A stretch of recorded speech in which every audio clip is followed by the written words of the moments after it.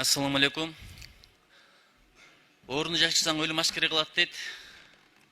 Жакында International Transparency уюмунун дүйнөдө коррупциянын деңгээли боюнча маалымдамасы чыкты. Ошол жердеги биздин позициябыз дагы начарлаптыр. 144-орунда экенбиз. Уганда менен Камерун сыяктуу африкалык мамлекеттердин катарында болуп калыптырбыз. Эми төрөлгөндөн баштап өлгөнгө чейин ушу жемкорлук деген балекет менен баарыбыз эле кез келип атабыз. Төрөтканада башталат экен, анан өлгөндө көрүңдү сатып алганга чейин барып атасың. Раматтылык Улан Эгизбаев муну иликтеп жазды эле. Айтайын дегеним, айылдарга барганда деле ушул коррупциянын кесепетин аябай көрүп атышат да, бир кагазды, бир документти алыш өлүм деп атат. Бир 15-20 күн, бир ай жөн эле жүрөсүң, аягында акча чыгарып бересиң, ошого бүтөт деп атат. Ошон үчүн ушундай рейтинг болбосун, антирейтинг. Ар бир мекемелерге биз бир протокол тапшырма берели. Эмне үчүн ушундай болуп атат акыбал? Бир иликтеп чыксын, талдап чыксын, ушул багытта иштейли. Экинчиден, ушул коррупция бул оңой эле чечилбейт окшойт, узак мөөнөттөгү маселе окшойт. Балким мектептен тарбия керек, баягы адеп сабагы, иман сабагы деген маселени да көтөрсөк деп ойлоп атам. Ушуну айткым келип атат. Анан дагы бир нерсе, бир фракциянын 10 мүнөтүн берип койсоңуздар, биз абдан ыраазы болот элек. Чоң рахмат. Рахмат. Үчүнчү микрофон. Саламатсыздарбы. Ассаламу алейкум, урматтуу кесиптештер. Бир атадан сураган экен, кайсыл балаңызды жакшы көрөсүз деп. Ошондо ал айтыптыр, кайтып келген чекти сапарда баламды жакшы көрөм, чоңойгон чекти кичүү баламды жакшы көрөм, айыккан чакты ооруп аткан баламды жакшы көрөм, бутуна турган чакты колу жука жарды баламды жакшы көрөм деп.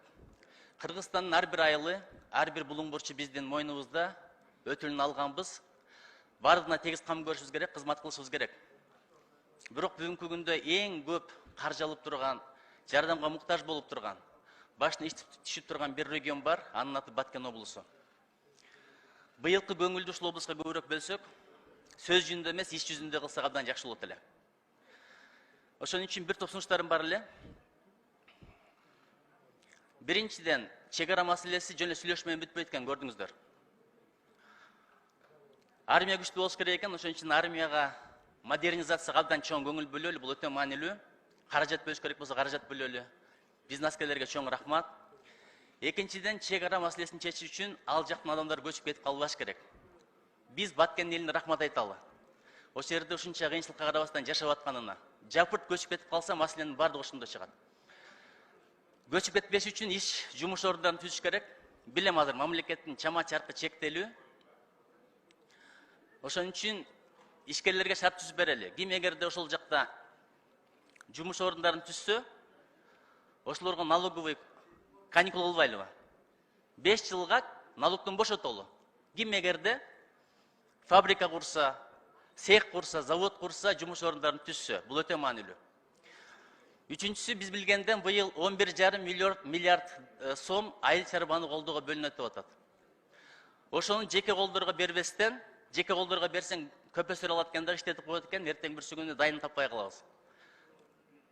Андан көрү мен суранат элем, ушул Баткен жергесине суу чыгаралы. Анткени ким барса билет. Кадамжайдан Лейлекке чейин мындай такыр жерлер аябай көп. Ушул багат иштейли. Анан жолдорун курууга көңүл бөлөлү. Анткени өткөндө көрдүңүздөр.